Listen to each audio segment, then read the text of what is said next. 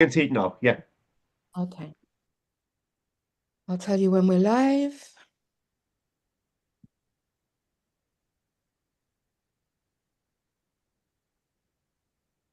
Perfect. Yeah. We're live. Sammy, for some reason, it's your face that's on there. I don't know why. Let's have a look. Uh,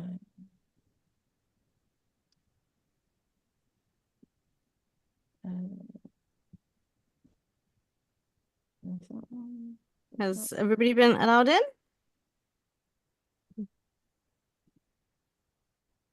Right. Okay. I have to mute now.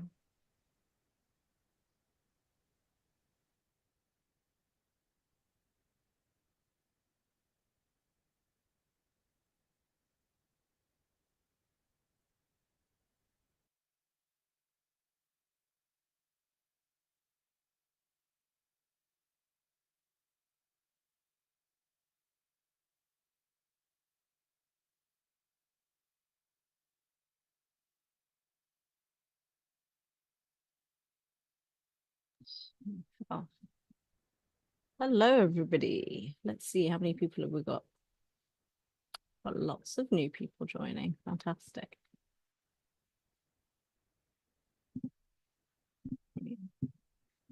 Well, welcome everybody.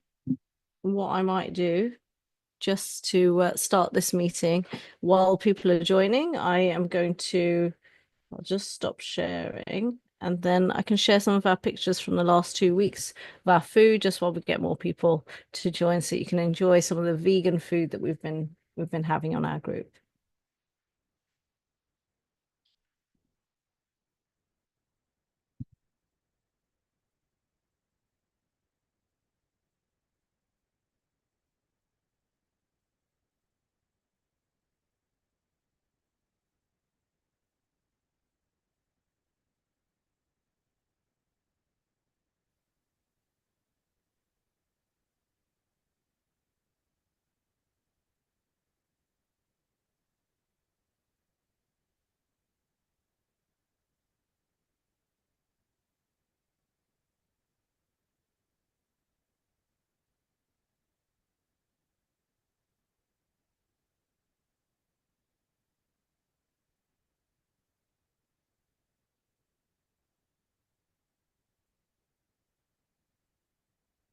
We'll give it another minute or so, let more people arrive.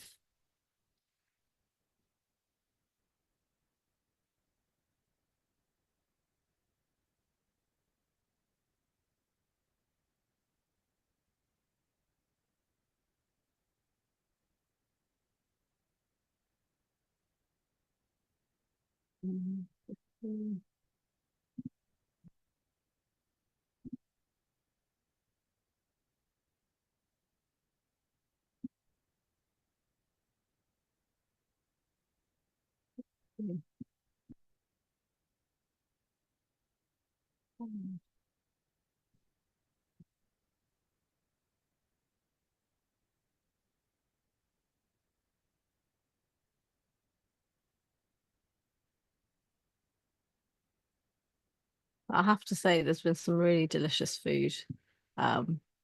So much so that apparently my husband's decided to go vegan. Prashant, it's worked. Whatever it is that you've done has worked, Prashant.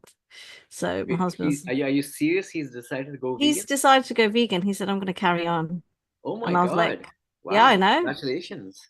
I know. Well, I don't know if I'm going to cope so well, but yeah, no, he's decided he's going to go vegan. So good for him. But anyway, should we make a start? Because it's 5 past now.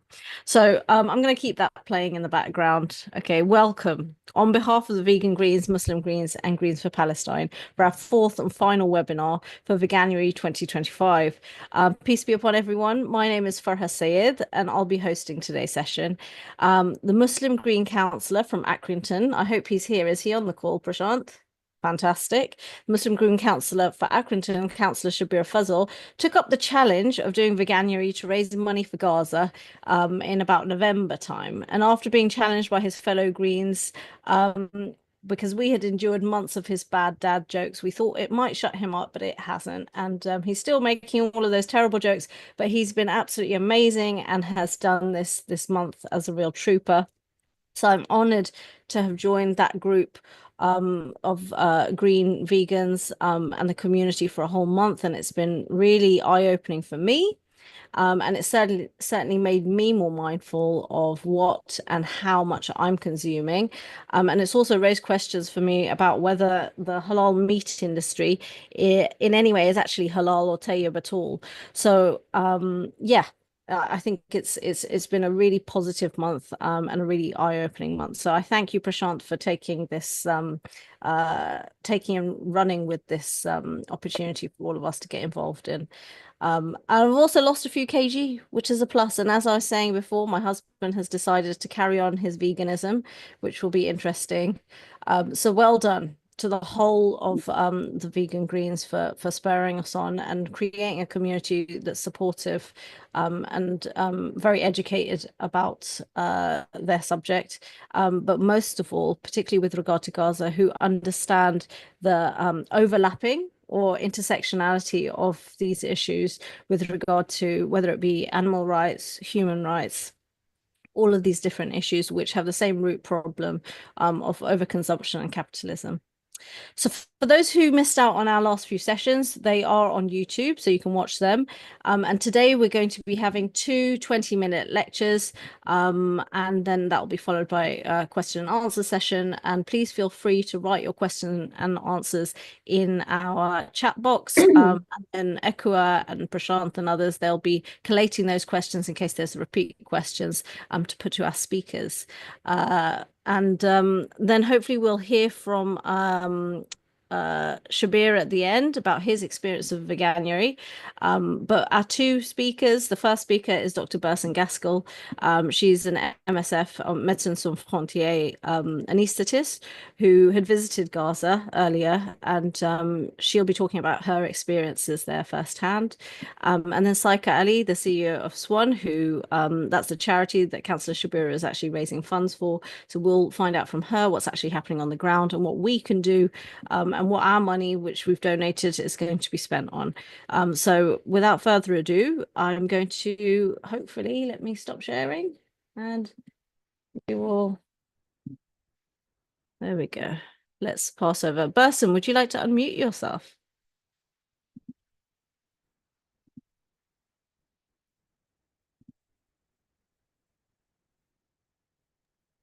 You unmuted? I think I am. Yeah, fantastic. Welcome, Burson. How are you? Thank you. Thank you for having me. It's I'm sure it's going to be a pleasure. Yeah. I know I've known you for quite a few years now, Burson, and every time I meet you, we meet very few and far between times, but whenever I meet you, you've come back from a relief trip somewhere. So this isn't the first time that you've been on a relief trip. What's the background to yourself doing relief work? Yeah, so I'm Bir Sen. I'm an anaesthetist doctor in the NHS in the UK. Have been for the last 15 years.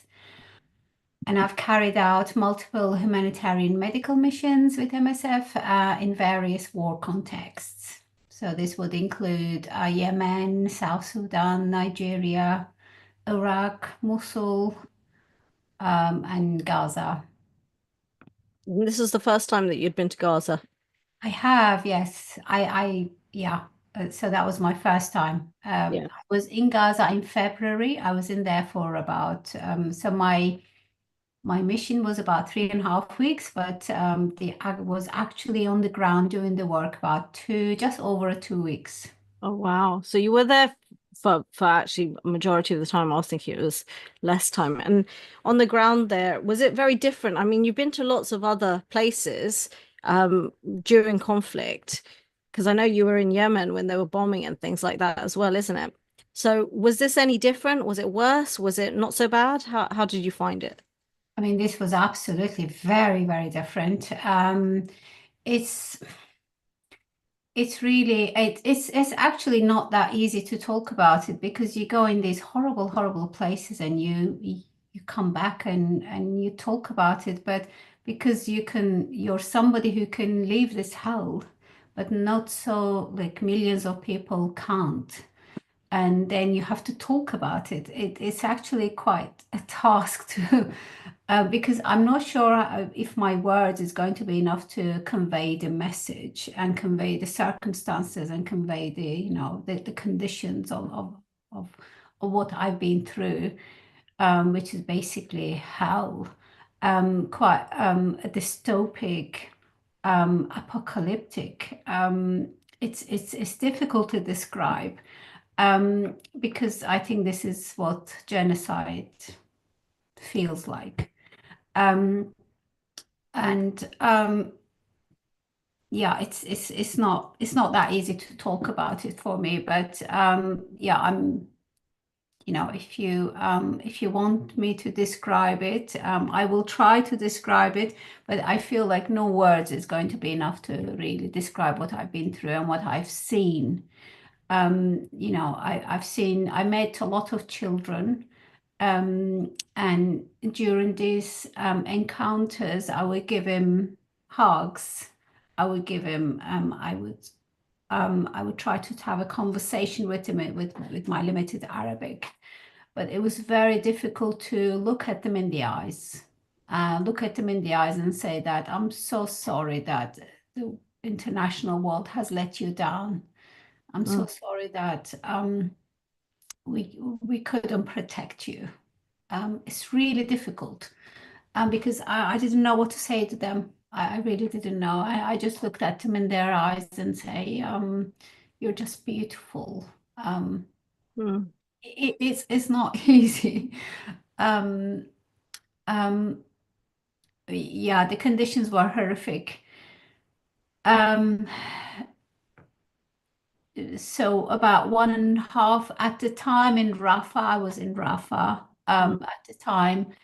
So many people were trapped in this very small area. And you look around and you just see people, children everywhere, spilled on the road, everywhere. And our car, we weren't allowed to walk around. We were just in the car trying to go from one point A to point B.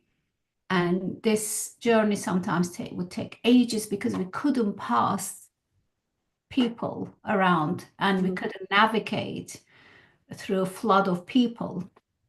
And people everywhere constantly going somewhere in search of something, in search of food, in search of shelter, in search of something. And it was just people everywhere. It was incredibly congested. You could see the poverty, the destruction, and the fear. It was just very, I felt like I was living the end of the world. The life order, as you know, it was completely collapsed. There was no life order. People just spilled everywhere, just looking for something. Yeah. Yeah. And in terms of the previous places that you've been to, was there a big difference in the number of injuries of children and women and ordinary people, should we say, that you saw here compared to in other conflicts that you've been to? Yeah, absolutely. It was very disturbing, actually. We know that 70% of dead in Gaza are children and women, and well over 100 children died every day in Gaza. And Gaza became a graveyard for children. And the destruction of killing have been indiscriminate. The health facilities, schools, residential homes have been targeted and destroyed to the ground. No one was spared in this onslaught. Hundreds of members of healthcare workers, members of press, national members of MSF actually lost their lives. Members of UN workers have lost their lives. Yeah. I mean, did you find your own personal safety was at risk? Did you? Oh yeah, no, I wasn't. I didn't feel safe any minute at all. The bombardment was continuous. You didn't really spend more than an hour in Gaza before you heard another explosion. And these explosions, bombardments were in all different kind of sounds.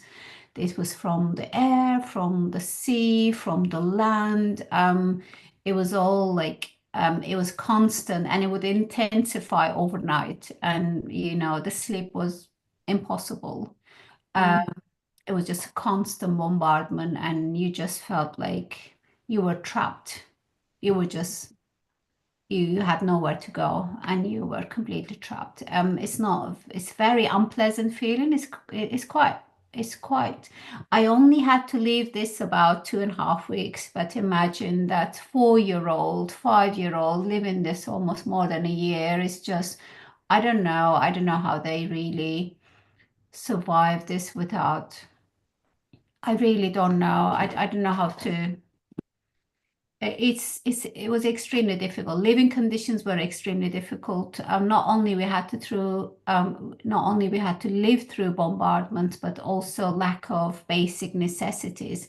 We were on one meal a day, but because MSF could afford one meal a day, and I know that this was extremely quite expensive for them to afford this meal. And we were not sleeping. We were not showering because the shower was just running a sea water.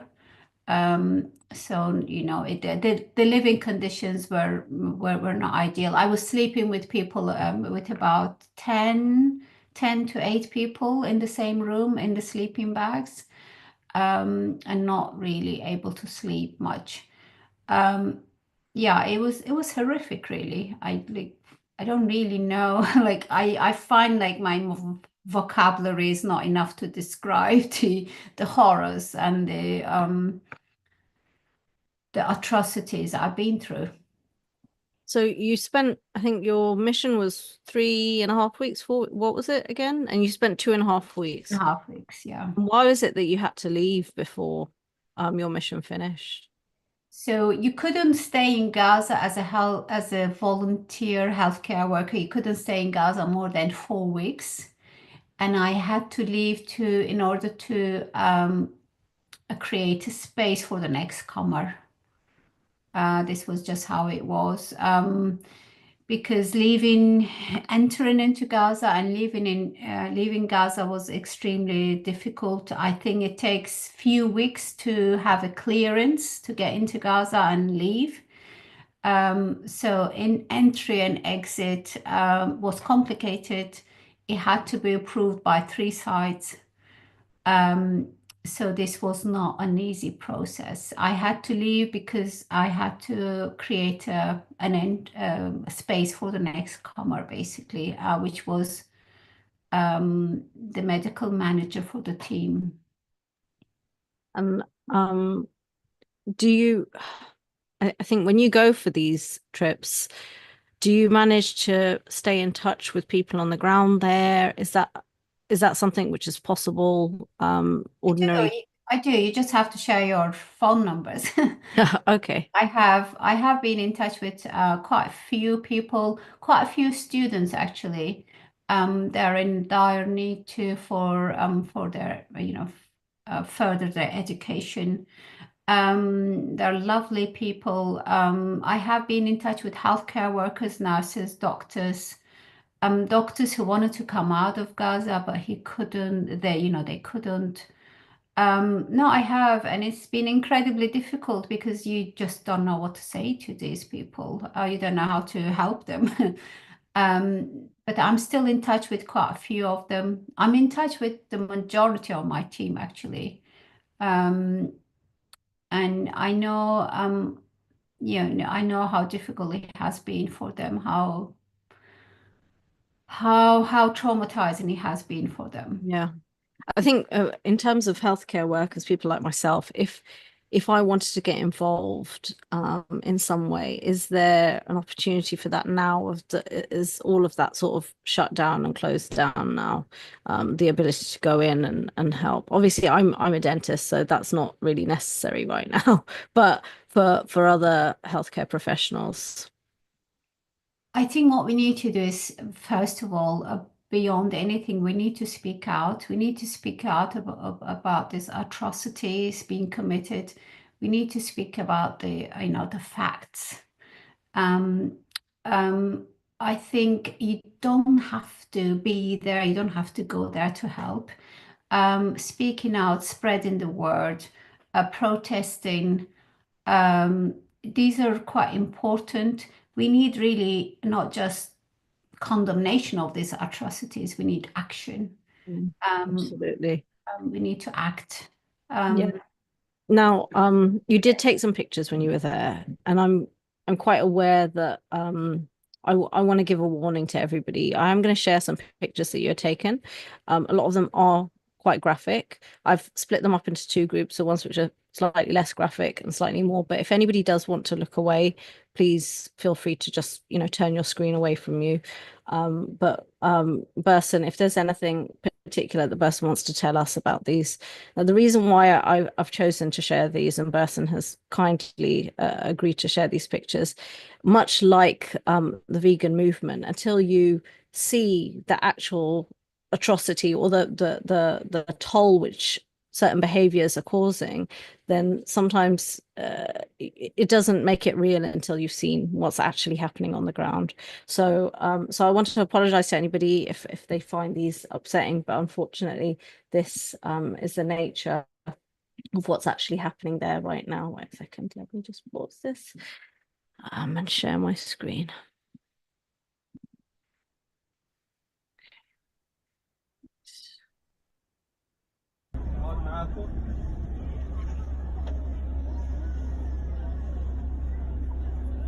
Ooh, I'm taking it. This is what it looked like from the car, is it? Yes, yes. I was actually instructed not to take pictures or videos, but it was like it was it was very it was impossible not to succumb that urge to take pictures because there was so much. The international media is not allowed to enter Gaza. We don't really have a free press when it comes to atrocities committed in Gaza. We don't have the full picture. We do have to rely on these images of, I think, witness bearing is an important part It's of really, really important. And of your patients, how many of them were children, did you find? A lot of them were, and the injuries I faced are quite different. I faced with horrific blast injuries, amputations, very, very complicated injuries that need normally multidisciplinary team input, and they need very long-term treatments, complicated procedures. Unfortunately, they were not getting any of this. So I was the MSF mission in this occasion concentrated on the post sort of injury care. We were trying to give them some sort of functionality, but it's really what we were doing, just doing a lot of addressing, but what they needed is a lot more complex care. They needed artificial limbs, they needed a multidisciplinary care. They needed a lot more, post-operative, post-injury care that they were not getting it. Yeah, absolutely. I mean, I was just thinking about what you had said earlier that, they're having to live through, this constantly, and you just were there for 2.5 weeks. And I was thinking with COVID, in this country, we've seen such a massive rise in mental health problems in children just because of isolation. But the kind of scale of need, both physically and mentally, which will be required after, is really quite it's just going to be completely overwhelming, and it really does frighten me exactly how much care will be needed. I just don't know how things are going to move forward, really. I'm really worried about that. No, I expect the current and next generation in Gaza will have a huge number of people with various forms of disabilities. Yeah. Which brings together its medical and social challenges. Yeah. The lack of medication and equipment has been the biggest challenge. I was providing sedation for procedures with suboptimal monitoring and error support. And this, the level I was providing this, the level I was operating, not acceptable in the UK standard whatsoever, you know. I think I would be sacked if I Yeah, did no, the same thing it's, here. I'd be sacked like on the spot. it's Not acceptable. life and death, isn't it? It's a completely different style of medicine, I suppose. Yeah. Okay, I had to improvise. I have to adapt. Mm. And I was really doing the anesthetic or sedation in a way that, you know, I don't work like this in here. Yes, So yes. the way you work in here and in Gaza is like two completely different scenarios, and one is not acceptable in here, I'm afraid. That Yeah. shows that dehumanization of Palestinians. It just goes to show that, you know, these people are not given their, Yeah. you know, Yeah, given you're their right. human rights. Yeah, yeah, You know, they're not recognized as human being. They're yeah, not, you know, they're not equal to us. yeah, yeah, absolutely. I'm going to for everybody, I've put up the warning. This is a lot more graphic images, so please turn your screen away if you can't see that. I completely understand, but I'm going to share them now.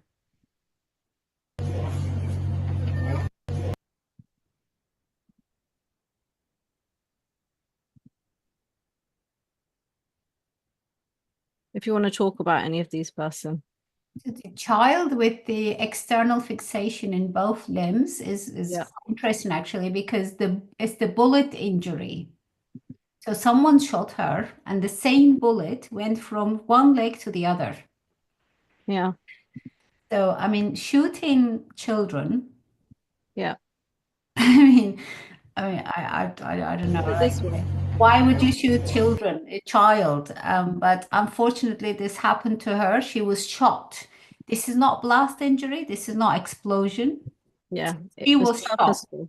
and Yeah. the bullet went through one limb to the other one, unfortunately. And I'm not sure she would probably survive this injury, but she would probably survive this injury with, you know, quite significant disability. We were trying to save the other limb because she had quite a lot of infection issues. She had quite a few problems in there. But, you know, why would you shoot, you know, shot a child? It's really quite remarkable to see these injuries, which is, you know, which shows the, you know, the insidious,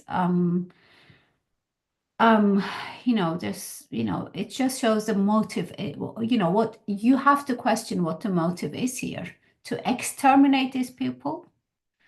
You know, that's the only thing that comes to my mind. This is not fighting Hamas. You know, you're not fighting Hamas in this. You know, you're shooting a child, and you have to ask yourself why, you know, why would you do that? It's quite remarkable. It's extraordinary.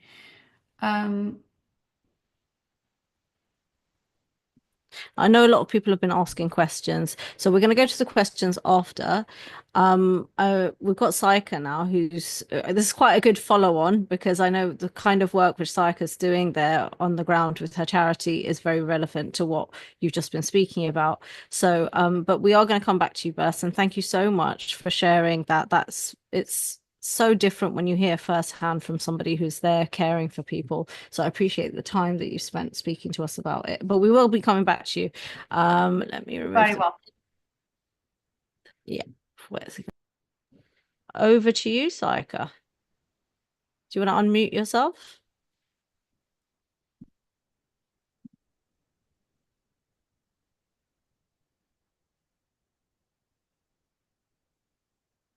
We can't hear you.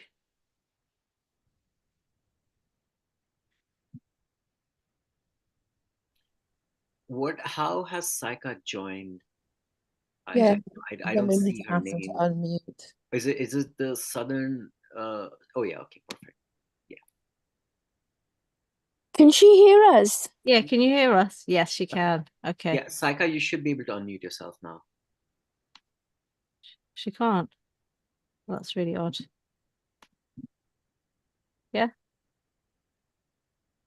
Psycho, do you see the mic icon? The mic icon in the corner of your Oh, screen? she's a pro. She knows. She knows Zoom. I wonder why. Okay, what I'll do, let me we have to unmute her. Okay, wait a second. Let me just see. Psycha. Yeah, I've clicked the button on Swan's account asking yeah. them to unmute. Okay, Awesome. it's done Yeah, now. perfect. I think it's ready now. Yeah, No, it was look at saying him. I couldn't unmute myself, and for some reason I couldn't message in the group either. But it was saying that the host is not allowing participants to unmute. Okay. Yeah. Has Psycha been made a host so that she can share her I need to, slideshow? yeah, I'd like to share my screen, please. That's okay.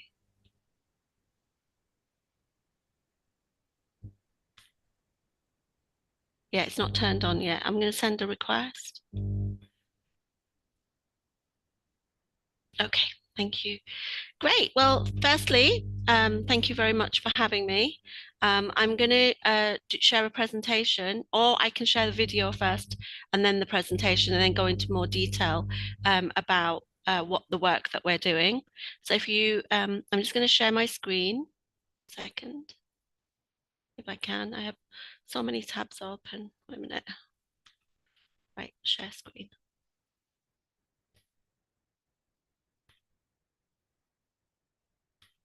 Okay.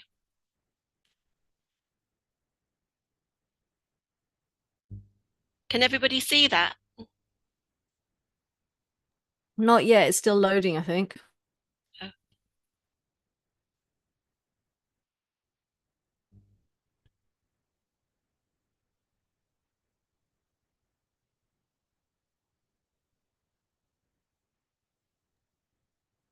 I think the screen that you've selected to share is coming up blank.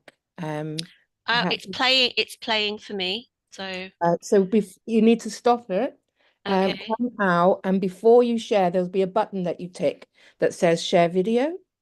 Yeah, okay. I did all of them, but let's try it again. Where it's called things is not responding. 1 second. Sorry, bear with me, everybody. Sorry, bear with me. We can see your screen now. Yeah. You can see my screen. I'm going to start it. Let me just go back into. Oh, it's gone now. Yeah, I stopped sharing. I'm going to start sharing again. 1 second. Apologies for this. I had it all set up, so I don't know why it's gone so. It's saying Zoom is not responding. I don't know why. So I'm going to send to Zoom. Hold on a sec. Okay. 1 second.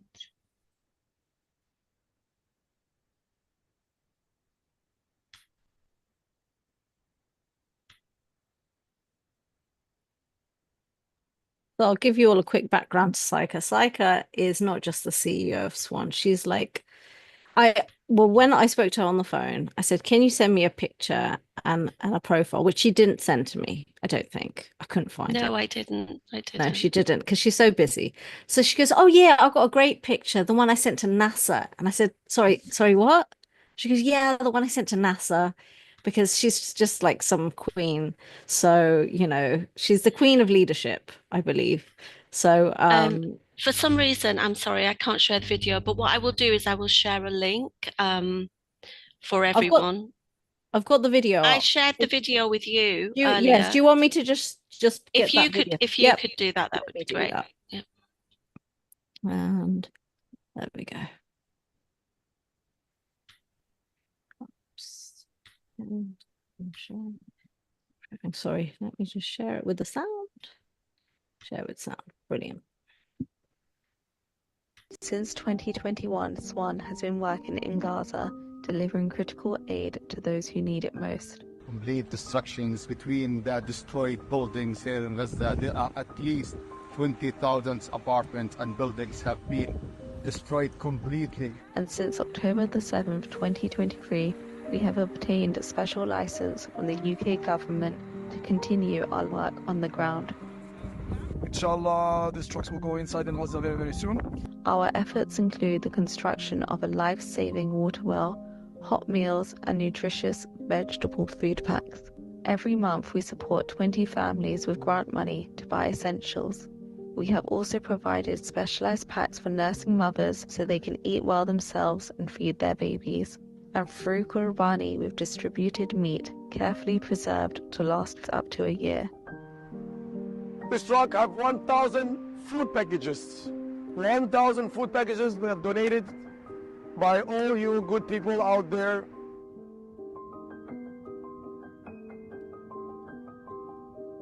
Thank you, Swan. عيد مبارك ويغزة. In Khan Yunis, Swan has built and continues to operate a fully functional hospital offering life-saving medical care to thousands of people. To tackle the water crisis, a weekly water tanker delivers clean water to communities in desperate need. And in our Gaza Rehabilitation School, children find a space to learn. As we continue our work in Gaza, our focus also turns to Lebanon. Assalamu alaikum everyone, this is Salam Eldin. We're in Lebanon right now. Please keep supporting in Lebanon because people really need it. Swan have been delivering your donations since October 2023 through these projects in Gaza and Lebanon. Donate now at swanlondon.org. As you know, the situation here is very bad and it's actually gotten a lot worse in the past days. So please continue to support Swan so we can continue to do our important work here inside Gaza. Assalamu alaikum. Okay. Thank you, Freya, thank you. Would you like me to now do my presentation? I've got presentation. I'm going to try and share my screen again. Hopefully it's going to work this time. Bismillah. Bismillah, let's hope so. So hold on a minute. Oh gosh, I've got way too many. If I can ask everybody, if we turn off our videos, our screens, the streaming is better. Oh, is it actually? Okay. Am I sharing my screen? I don't think I am yet. Wait, hold on. Okay. Can you see my presentation? Yes. Yes, you can. Wonderful. Okay, great. So let's do a, I want to do a slideshow. What do I do in a slideshow? Where's it gone? Let me close that. Top right. Top right. That's not right. Slideshow. There you go. Okay. Thankfully, there we go. Okay. Sorry, that's not where we want to be. Okay. So SWAN is Southern Women's Aid Network. We have been, our mission is to deliver life-changing aid. In way of background, my name is Saika Ali. I have been working in the charity sector since 2008. Prior to that, I used to always do charity work anyway. But Freya mentioned that I work in leadership. What happened, my journey to leadership has been that I, as a young woman, when I got married, prior to get married, I had intended on going to university. I never got to go to university because my father at the last minute decided that I shouldn't go, which he had his reasons and whatever. Anyway, I got married quite young, had 4 children, lived in an extended family, went through a number of different challenges in that. 12 years after being married, when I had 4 children that were under the age of 10, I went back to university. I had been working in the civil service, and one day I just decided that that wasn't for me anymore. And I gave him my notice because I knew something had to give if I wanted to pursue my desire to study. So I went to university. I did a degree in politics, philosophy, and history. I then went and did a master's in understanding and securing human rights and international law. That part of that degree was like a vocational, it had a vocational element in it about how to set up charities, how to run charities, what to do. Simultaneously with that, I had been running a food bank in my local mosque with a group of volunteers. That's now been running for 13 years. So I continued doing that. I was doing lots of local community work.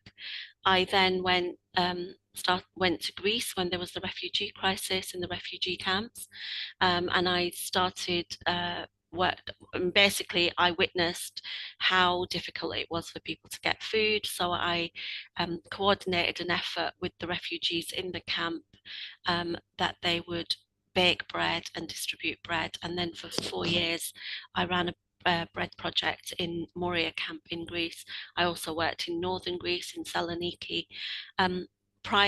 Before the work in Greece, the donations that Swan used to receive were in kind, so it was food for the food bank. But then when I started working in Greece, we started getting financial donations, and I was very, very reluctant to take financial donations without being a registered charity. So I registered the charity in 2020, just as COVID started. And when COVID started, I coordinated, because all mosques shut, and lots of organisations stopped doing community work, or being able to facilitate the distribution of food. But I was really mindful that people were dependent on food, and particularly in Ramadan, when mosques used to provide meals. So I started a soup kitchen, 2 soup kitchens actually, to provide meals every day in Ramadan. From that, them soup kitchens have continued running. I continue doing lots of community work locally. However, I've also now expanded into various different countries, responding to emergency situations, primarily in Pakistan when the floods happened, in Afghanistan when the Taliban came back again and Americans left, in Bangladesh after the floods. So all of the work that I've done has started from emergency situations, which I've then, because I believe very strongly in being able to make a measurable impact. So in Pakistan, for example, I run soup kitchens, but also have built a school for orphan children. I have a vocational training program for women. In Afghanistan, I have vocational training programs for men and women, and a bread project, which from January this year to October, when we collect the data, the last time we collected it in October, we'd provided 70,000 people with bread from that project. In Bangladesh, I provide a project for young Rohingya girls in Cox's Bazar to learn coding, so that they can go on and have a career in the IT, in like coding and data and stuff that they can do from anywhere. In Malawi, I support a school. Well, I mean, I facilitate the school, pay for the teachers and the education, and they're all orphan children, 78 children there, orphan kids in the Ivory Coast as well. So that's a brief overview of the work that is currently happening, that I coordinate. And when I say I coordinate, I think it'd be good for you to understand that Swan, I am a volunteer. I run all of the projects for Swan on a voluntary basis, so I am a de facto CEO, head of programs, head of marketing, head of everything, all rolled into one. It's an incredible amount of work, alongside a full-time job where I work in university. I used to be a leadership. I taught MSc management at university, and now I'm a senior faculty manager where I manage, I think at the moment, 43 lecturers. So that's me in a nutshell. Swan's vision is a world where everyone has access to nutritious food, clean water, healthcare, shelter, and education. Our mission is to alleviate poverty and hunger through food and essential aid. Since 2021 in Gaza, I think the video touched on it. I had already been working in Gaza because there was, Israel has a tendency to bomb Gaza in Ramadan every year for many years, and 2021 I started a project in Gaza where I was providing food and responding to that emergency situation in Ramadan. But then I also continued doing that work by facilitating the renovation and rebuild of homes, one a month, for families, which would be sustainable change for them. I expect that those houses have all been knocked down now. But earlier in 2023, I had at the time what I thought was, oh my God, why are they asking me all these questions? Counterterrorism wanted an investigation, wanted me to account for all the work that we'd been doing. And I was and because of my background in like having a degree, a master's in how to navigate, like how to run a charity, everything that we do is very transparent and very accountable to the donors, but it's all documented. So I was able to provide evidence of every transaction that had ever been sent to Gaza and what it was used for and demonstrate where it had been used. They then granted me a license, which actually came in November 2023, to provide aid in the occupied territories. So at the moment, Swan is probably one of the only charities that can send funds directly to Gaza because we're allowed to, we have clearance to do that. And so consequently, we actually work with, I think there's 4 other charity partners in the UK whose work we facilitate in partnership. So because you might be wondering how such a small charity is able to do all of these things, but it is because we also have partners that we work with. Swan's our work that we have funded through donations are the weekly tankers, the solar powered water well, nursing mothers food packs. That project is actually, so some of these things are in southern Gaza and so the hospital is in Khan Yunis, southern Gaza, the nursing mothers food packs and the water well, that's in northern Gaza. The nursing mothers food packs are really interesting because there are so many orphan babies. So the nurse, what they've got, it's like a 2-for-1 thing because the mothers are also nursing orphan babies, like 1 baby each. So they nurse their own baby, but they also nurse another baby that isn't obviously as dependent. There is no baby milk, there's no formula. So effectively we are like saving orphan babies' lives with this project too. The field hospital in Khan Yunis has 8 rooms. We have we have within, I think it's about 1,000 to 1,500 patients every week who are getting treatment. Some of them have got I can't remember Bisran, who was speaking before me. She was talking about bandaging and aftercare.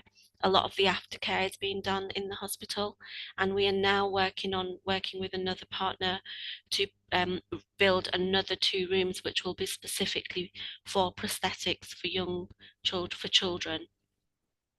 The Grants for Families project is in southern Gaza.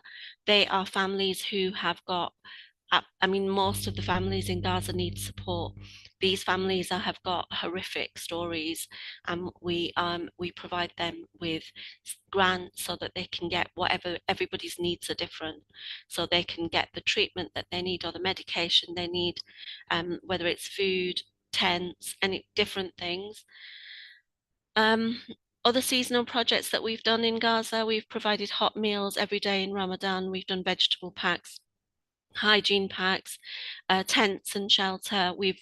The one that's not listed on there is that we've just, in a refugee camp that's been built in northern Gaza, is going to have the tents that will last a minimum of 3 to 5 years. It's almost a tent city.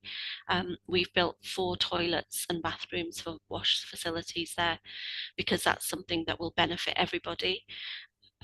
We do eat gifts for kids. The Qurbani meat project that we didn't just, firstly, you couldn't access meat in Gaza at the time. So we coordinated a project with India and Brunei, and we facilitated meat packaging that can be stored and tinned with a shelf life of 1 to 5 years, which will get distributed there. So it was like trying to facilitate use of people's donations for Qurbani in the most effective way. We've got a number of case studies from the family support projects. It's like they currently living in a bombed house that has no ceiling. That's where they live at the moment.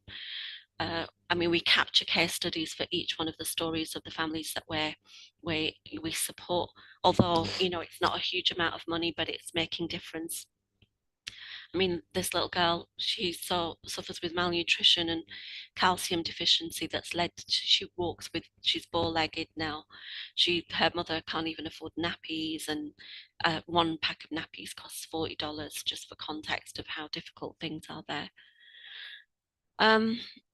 So the field hospital in Gaza, we have a team of 10 doctors, 15 nurses, and we have limited resources, but we do provide care 24/7.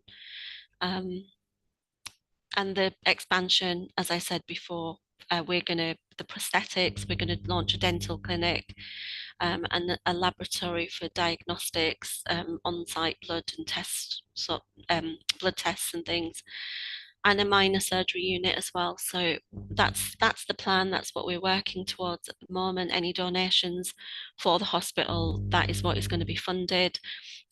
Alongside this, and I don't think it's on the screen because I literally just raised the money for it last week.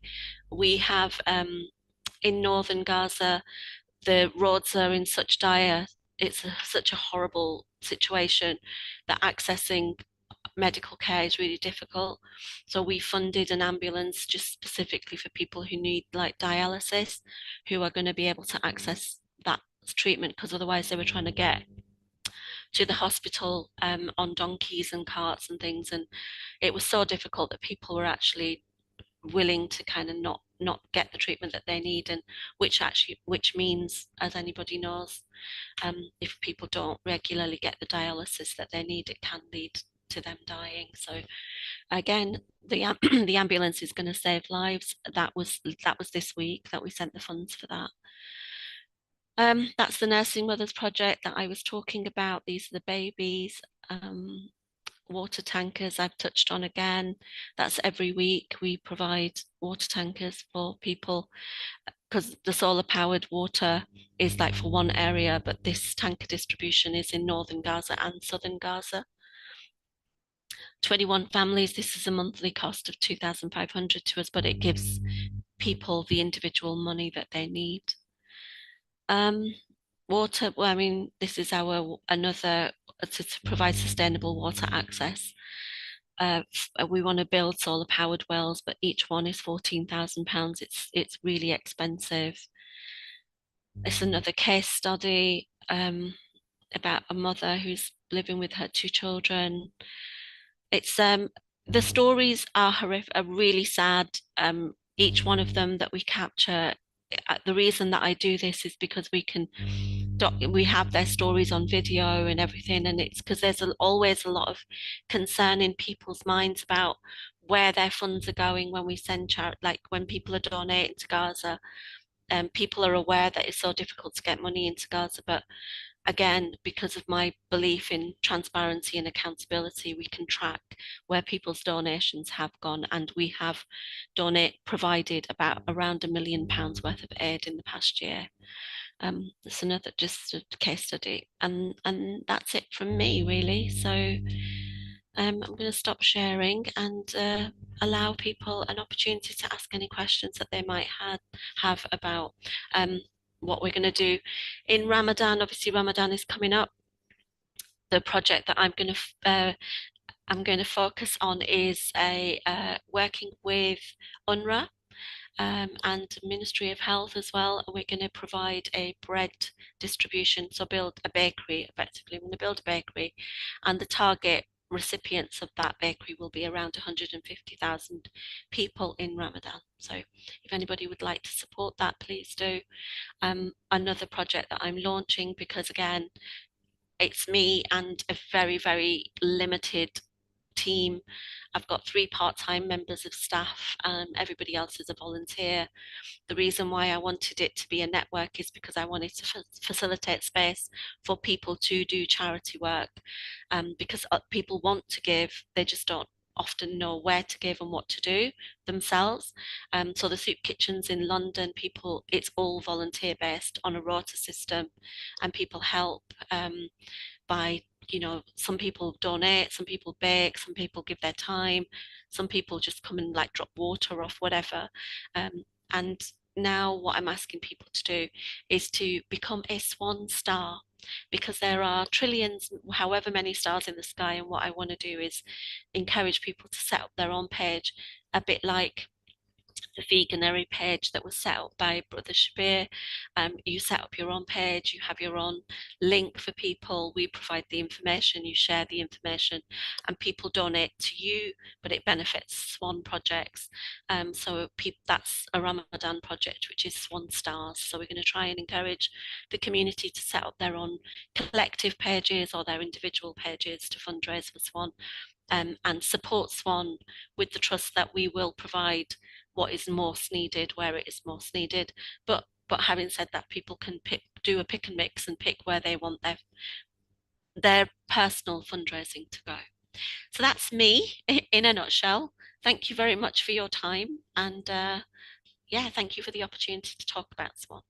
Thank you so much, Saika. That was really, really, really amazing to see the actual people who it's benefiting. And I think, as Burson was saying as well, that rehumanization is so important, because I think we're basically, it's a total blackout in terms of main media. So people like yourself, people like Burson, are doing really important work by rehumanizing people, telling people stories, actually on the front line as to what's happening. The basic things of having to shower with seawater which is polluted, causing skin problems. I mean, it's something so basic that we take for granted, just being able to take a shower. Which is why we've done the 4 bathrooms. And then, it seems like, okay, well, what's that going to do? But actually, it's going to benefit. There's 2 that are women only, and 2 for men or for anybody that wants to use them, but with showering facilities and with bathroom facilities as well. Yeah. Those small things, they really, really, well, they're not small really in reality, it's things that we think are small. The small things lead to the big things. And I've always said, I mean, from my own personal experience of charity work, we have, literally I started as a food bank that was supposed to run for a month, and 13 years later it's now international. So yeah, amazing. I mean, it's an amazing, like, your story, personal story as well, I think is fantastic. And I think it's something which people need to understand, your background and your expertise in this field, which is really, really important. I'm gonna, just because you're here first, I'm gonna ask you some questions first, and then I'll move on to Burson again. But Hadika has asked, how can we join to volunteer? So on the website, which is, it was at the end of the video, but I will put it in the chat as well. It's just, if you go onto the website, there is a page you can click on if you want to volunteer or get involved. Do you send volunteers from the UK to Gaza? We are, well, at the moment, it's very difficult, as Burson said, and she's a medical professional. For normal people that just want to go and help, it's almost a no-no. But what we are going to coordinate is, once the Rafah crossing, I think they've moved towards opening that crossing, is helping because there's a lot of people that are actually just on the border, help there, but also go into Gaza when we can. And we will coordinate that. But when we had a team of people, at one point we were the only non-medical charity on the ground in Gaza, and because you could see there was actually people that are on the ground that are Swan team. So that was in partnership with the UN. We had clearance from the UN to go in with the UN convoy. I'm going to ask you a similar question that I asked Burson. For your Swan volunteers who are on the ground, was there a fear of being targeted? Very much so. Very much so. And the clinic was, the field hospital was targeted. And it was targeted in that it wasn't bombed. But I don't know if you remember a little while ago when all of a sudden they went back into southern Gaza, and there was like mayhem, and people were trying to get out. And I've got footage of the guy at the end of the video. He's actually lying on the floor in one of the treatment rooms, and that you can hear the bombs and the guns and like everything around you. And he's like, they're going to come in any minute, and it's fine. And so he just lay on the floor and he was smoking a cigarette, that if it was his time to go, he was like ready. So it's actually quite,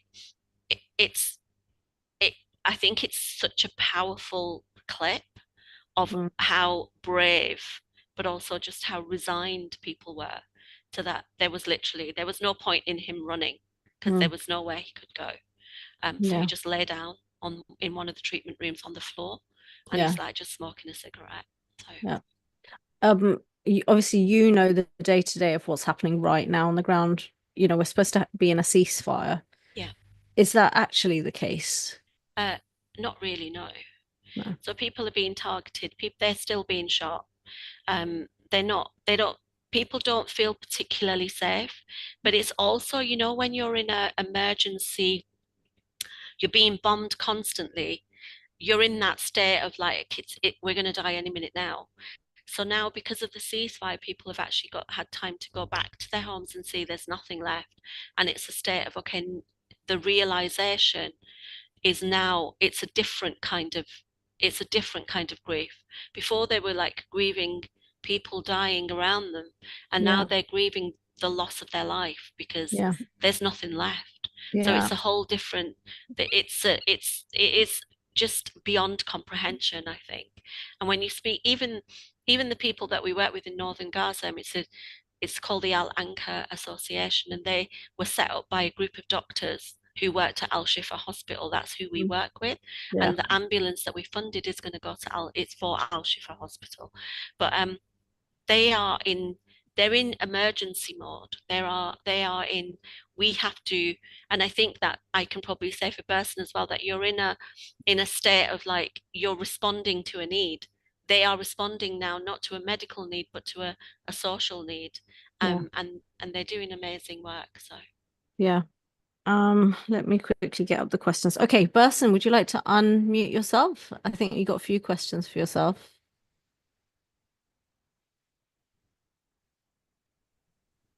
No. Yeah. Hi.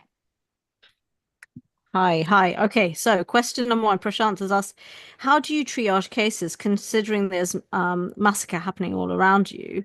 How do you prioritize who to treat and when? So I was in a specific situation in Rafah because our clinic concentrated on treating post-injury care. So we were more doing like, we were concentrated on the post-op care, lots of dressing changes, because once you had a terrific blast injury, your care, it just goes on for like quite a few months. You would need a lot of dressing changes, a lot of small procedures to prevent contractures, infections, debridement, things like that. So we were more concentrated on that. But on few occasions, we did have requests to admit patients because of just mass casualties. And we did have requests from RCRC, from Al Najjar Hospital to admit patients. We didn't have really capacity to admit. We were already working to full capacity. Our bed occupancy was full. We didn't really have much to offer, but we did admit few sort of new cases, and we had to. We just had to sort of play by the ear, and obviously children and elderly took priority. It's really difficult because the health facilities and it didn't really meet the demand. It didn't meet the demand at all. If you were not just in terms of war injuries, but if you were sick with sort of common diseases like appendicitis or heart attack or stroke, you really didn't have a chance like to have this really addressed. I had a colleague, actually, a nurse colleague, who were having kidney stones, and she was in a tremendous pain. But we really didn't have much to offer. We did some telemedicine to sort of manage the pain, but we really didn't have anything to offer in terms of to remedy the issue. She needed her stone to be removed, kidney stones to removed, and kidney stones are quite horrific pain.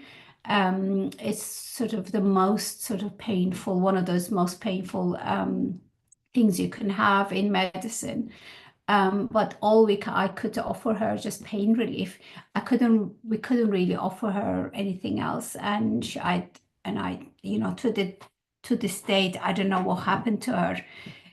Simple things like that. You didn't really have a chance to stand.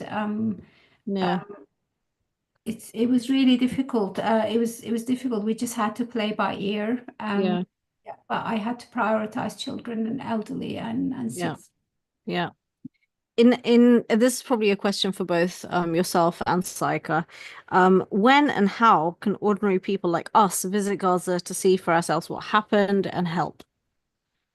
And will we actually be able to ever? I'm not sure whether that'll be a Yeah. possibility. I mean, again, going there, if you want to help, there are various ways of help.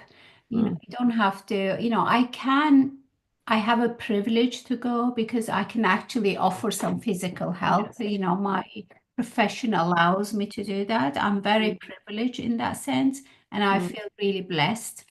But you don't have to be on the ground in order to help. Raising awareness, um, you know, protest, writing to your MP, using your social media to raise awareness, to have discussions, because really there's only one way of truth.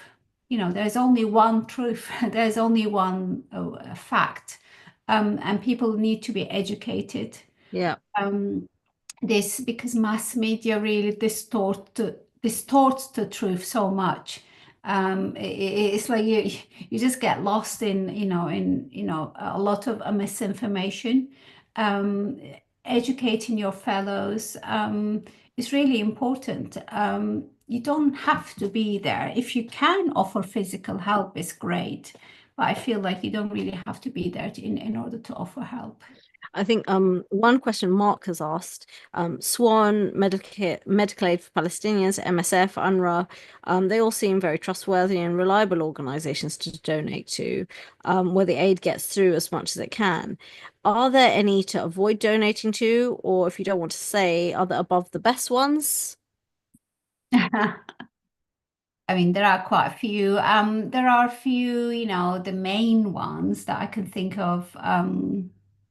There is Fudge, there is Met UK, there is always obviously MSF, there is MAP, there is, SWAN, like your organizations. It shouldn't be that difficult to check the credibility of this, aid organizations. They're all out there. Yeah, I mean, any help is really appreciated. I was recently contacted by somebody on Instagram, and usually I wouldn't even respond. But he asked for help because he had a dental problem, and he sent me pictures of his mouth, and my heart was just completely broken because his teeth were totally smashed in, and he was evidently in so much pain, but there's nobody there to take out his teeth, which is what needs to be done. And he just wanted some medication to get rid of the pain because it was so overwhelming. And anybody who's had tooth pain, you'd know just how bad that is. And then when I said, well, can you go to any of these, field hospitals and things? And he said, no, because I'm just not severe enough. And then he said, well, there are pharmacies in tents, but they are literally charging thousands of pounds, like for medicine. Is there any way of accessing medicine there, where it's reliable, or if somebody approaches you like this, what's the best way of getting help to people if they're too far away from, these it's really difficult. The whole like life order, as you know, if is collapsed in Gaza. It's collapsed. There's no healthcare facilities. There's no primary care. It's really difficult. There is some sort of perhaps if you're war injured, there's some sort of help you can get, although this is limited and depends how close you are to the facility. But if you have a common disease like cancer, toothache, as you said, it is really difficult to get this treated. You're by yourself. You have to take care of your body. Yourself. Saika, you had your hand raised. I was just going to say that if you want to donate to any charity, I just think if you have a doubt or you want always get more information. Any charity that is working transparently, that is committed to accountability, will answer your questions. So if you contact them and say that you are considering making a donation, however, you would like some information about how the donation is going to get to where it needs to the beneficiaries, and how you can get a report back. They should be able to answer your questions. If a charity doesn't give you a straight answer, then you then know. So it's just more information is always is important. So you wouldn't just give people money in a shop like without getting a receipt or whatever. So you just need to follow the same process that you just want to know where your money's gone. And you have a right to do that. As a donor, you have a right. And as a charity, I can tell you as the head of a charity that, I mean, I'm a Muslim, so my first accountability is to my faith and my religion and to God. And after God, you can't hide from God. So I know that if I was to misuse funds or anything, I'm going to have to answer for that on a personal level. Second to that is the donor. So if you give me donor and you're trusting me with your hard-earned money, I have a duty to make sure that whatever your intention for that money, it reaches where you want that money to go.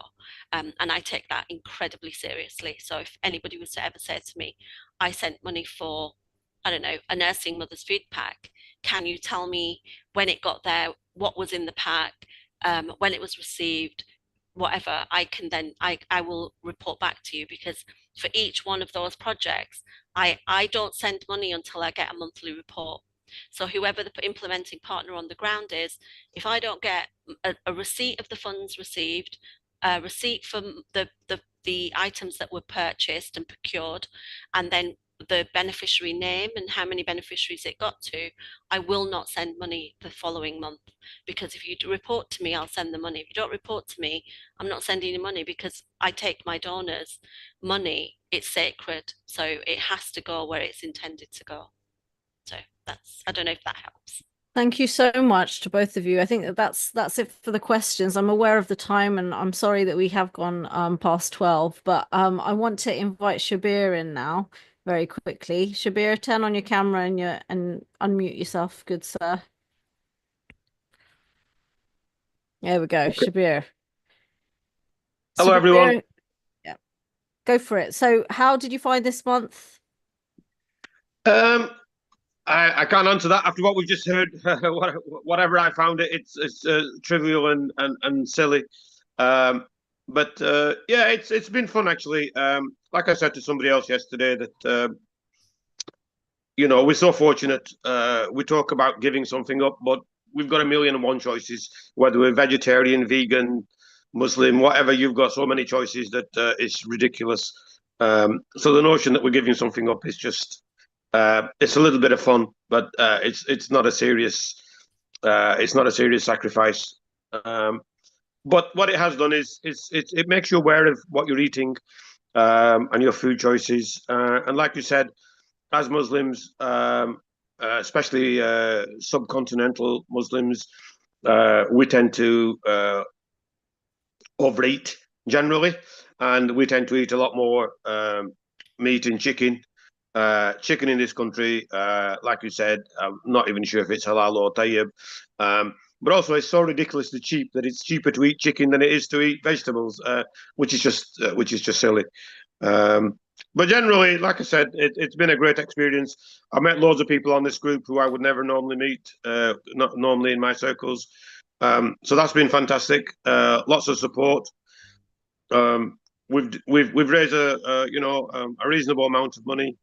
I think we're up to about nearly 2.5K. We set ourselves a target of 5K, so we've got 4 days, is it? Something like that.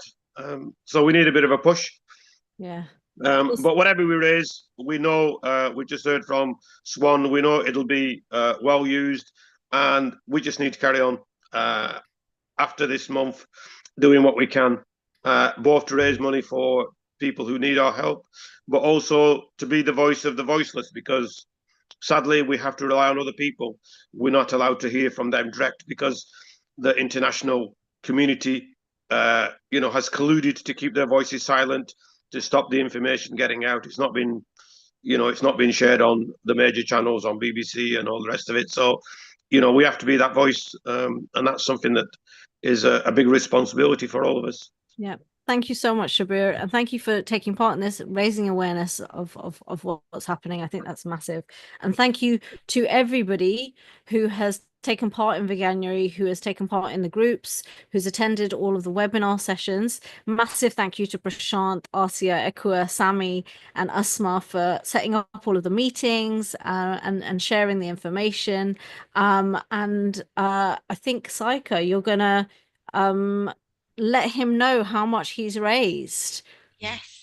Oh, I haven't checked. I'm so sorry. I haven't but checked. Shall I Would share you my check screen? quick? I will I share think my I think screen. somebody posted the link actually on Yeah, in the chat. Let me share. Let me Please share. do. Okay, drum roll, please, everybody. We have passed the 2,500 mark. Amazing. Past hour, which is really good. So congratulations everybody, and congratulations to you, Shabir, for driving this. And thank you so much to everybody having attended. And if you still want to give, that link is there. But what would be really nice is going forward, all of us with our families, maybe use this opportunity with Ramadan coming up or whatever, to be Swan Stars and individually raise money for this bakery project. I think it sounds amazing. 1,000, 150,000 people, did you say it plans to feed? That essential just bread and water. If we keep it to basics of getting people exactly what they need, I think that that's something that we can do, which is very simple. Can I just add, Freya, that just I have shared my details for my email address is in there, and also you can follow me or you can connect with me on LinkedIn. But I just wanted to share the story about LinkedIn. So I have been an advocate for Palestine for the past 30 years. So prior to even Swan, I mean, 25 years ago, I did a project for Balata Camp, which was Books for Balata, which was sending books for children in the camp. So it's something that's very dear to my heart. I'm not new to Palestine. Anyway, when the war has started, prior to that, I had about, I don't know, 15,000 connections. I can't even remember how many. I was kicked off LinkedIn because I'd posted support for Palestine. I was raising awareness. So, Berson was saying raise awareness, right? We do. You get penalized for it. I was at that point. I had actually been invited to be a cross-party peer in the House of Lords, and that was taken away. So it was like, yeah, and somebody had made a recommendation. I got a letter, I don't know. I mean, I didn't hear anything for a really long time. And then there were so many people that I wasn't selected as a peer. But I know for a fact it's because of how vocal I am. And I was vocal about Keir Starmer's stance and, the Labour Party stance and everything. So I lost all my connections. I started again. It's like you can't keep me down. So I started again with a different email, started LinkedIn again, built it up again. I was at about, I don't know, 1,200 connections, maybe more. And anyway, I was kicked off again. I actually don't know why. The first time was a comment in a thing saying that this is not true, and I've quoted human rights and it's never, because I'm not the kind of person to swear at people. So I was never rude. I didn't incite hatred. I didn't do anything, but I was removed from LinkedIn. Second time I was removed again from LinkedIn. So I have started again, and I don't know how many I'm probably at about 300, I don't know. But the point of the matter is that you have to do whatever you can, whether that's going to a protest or signing a petition or being on LinkedIn and sharing. And that's all my feed is. I know that, I could have got a job that was, been rejected for jobs that I've applied for. I've been, I know that I've got the capabilities to do all kinds of things, but because of my stance on Palestine, that cross-party peer thing, they invited me, and then they said that there wasn't a space. So I'm just telling you that you're on mute, Freya. Yeah, dropped you like a hot potato. Literally, I've been dropped like a hot potato, but I continue doing my work because ultimately you either stand for what's right or you fall for anything. And right now, for me, there's two types of people. There's people who are condoning or trying to I don't know, justify a genocide, and then there's people who are just doing whatever they can to to do what they can. And we're doing what we can. I'm doing what I can, and I've not slept a night through the night since October 2023. So yeah, that's just me. Thank you so much again, you guys, everybody who's attended, but especially Saika and Burson. We're so privileged to have you here. And I hope that you can come again and talk more about what you do and your other projects as well. Burson, even your other relief work, which you've gone elsewhere as well. And certainly Saika, I'd love to hear about Afghanistan and what's happening there right now as well. So thank you, everybody. Anytime. Thank you very much for having me. Thank you. You're very, very welcome. And hopefully see you all again. But may you all go in peace. Bye-bye. Thank you, everyone. Assalamu alaikum.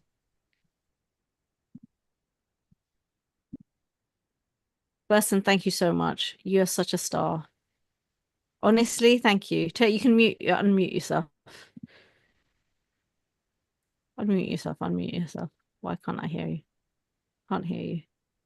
There we go. Thank you. Thank you so much for having me. No, it was really, really necessary, and I think everybody appreciated you speaking from the heart. And I know that that's really hard for you. I know you don't like usually doing that.